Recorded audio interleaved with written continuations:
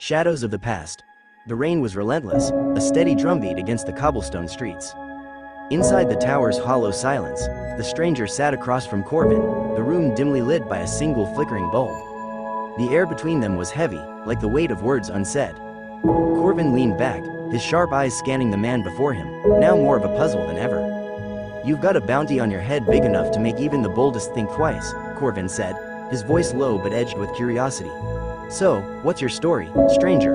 And why don't people speak your name anymore?" The stranger hesitated, his hands tightening around the worn leather of his gloves. His gaze was distant, fixed on a crack running along the ceiling, as if searching for the courage buried deep within. Finally, he spoke. "There was a time when my name meant something," he began, his voice tinged with regret. "A time when I was a different man, trusted, respected. But trust is a fragile thing, Corvin. It can shatter like glass, and when it does, the pieces cut deeper than you'd imagine." Corvin lit a cigarette, his expression unreadable as he exhaled a plume of smoke into the dim room. "So, what happened?"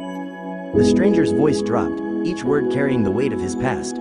"I made a mistake, a betrayal, some called it. A deal that should never have been made. It cost lives, ruined families, and left a scar on me I can't erase. The kind of scar that makes people forget your name, not out of mercy, but out of anger. To them, I'm no one. To me, I'm a man trying to make things right, even if it kills me." Corvin stared at him for a long moment before smirking. "A redemption arc, huh? Poetic, but I don't imagine the bounty for a crime of kindness. Who's hunting you?" "A lot of people," the stranger replied darkly, "but one name stands out, Chain.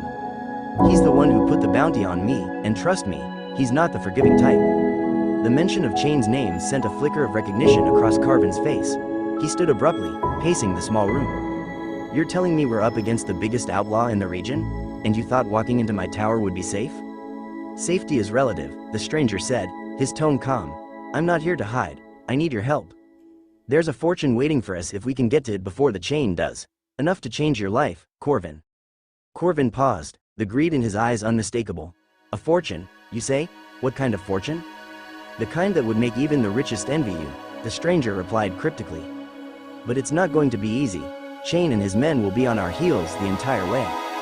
Corvin thought for a moment, then nodded. "All right, stranger. You've got yourself a partner. Let's see if your treasure's worth dying for." The journey began at dawn, the rain finally giving way to a gray, overcast sky. The two men moved quickly, navigating the city's labyrinth of alleys before heading into the desolate outskirts. Their path was treacherous, fraught with muddy trails and hidden dangers. It wasn't long before trouble found them. "Hold it right there," a gruff voice barked. Emerging from the shadows, a group of bandits blocked their path, weapons drawn. Corvin cursed under his breath. "Looks like your bounty's already causing problems." The stranger didn't reply.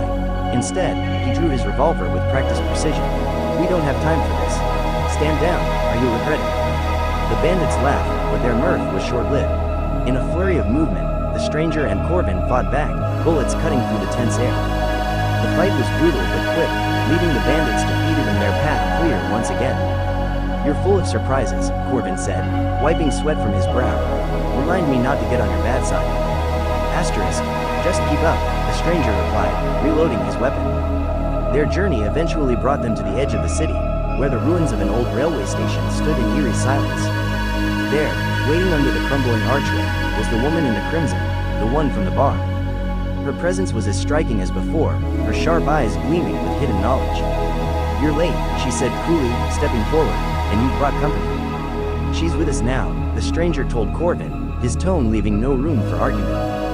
Corvin raised an eyebrow. "You trust her?" "I don't trust anyone," the stranger replied. "But she knows things we need if we're going to survive." The woman smirked. "Wise choice. Now, let's get moving. Chain's men won't be far behind." And with that, the three of them set off into the unknown, their uneasy alliance forged by necessity and danger. The road ahead was uncertain, but one thing was clear. This journey was far from over. The rain began to fall once more, as if the heavens themselves were weeping for the trials yet to come.